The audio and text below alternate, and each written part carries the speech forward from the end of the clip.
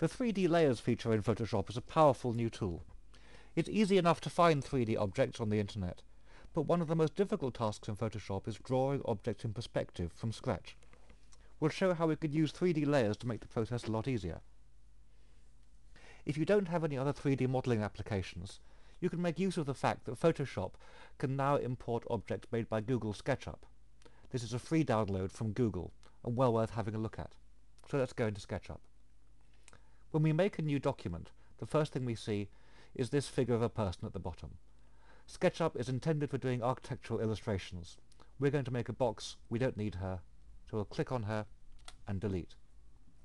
Let's begin by drawing a rectangle to the shape of our box. We can now switch to the push and pull tool, grab the rectangle and drag it upwards to give it some depth. Now to make the inside of the box, we'll select the top edge and use this tool to offset this edge to make it slightly smaller. There we go. Now we can use the push and pull tool again to drag this down to make the inside of the box. And that's really all there is to it. All we have to do now is to export this as a 3D object. And we'll call this one empty box. Now, back in Photoshop, we can import that object. We'll go to Layer, 3D Layers, and bring in that object we just made, the empty box. And there it is. When we double-click the icon for this layer, we get the editing tools, and we can spin this around and view it from any angle we like. It can be quite tricky to get it exactly right using this tool. You may find it easier to alternate between the rotate tool and the spin tool to get the viewpoint that you want. If we want this box to be deeper, no problem.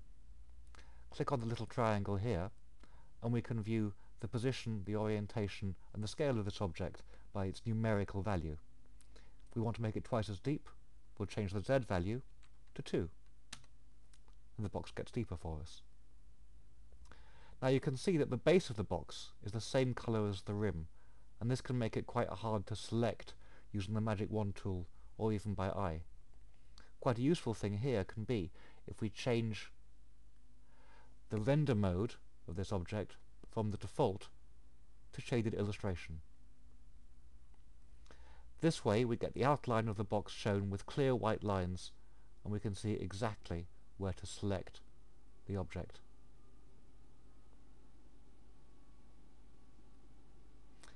It would be very difficult to draw this box directly in Photoshop. This way we can create the box once and import it at any shape and size and then manipulate it as we want it. We can complete our box by selecting each face in turn and pasting in some wood texture, or whatever we choose, to fit onto that face. All we have to do then is to fill the box.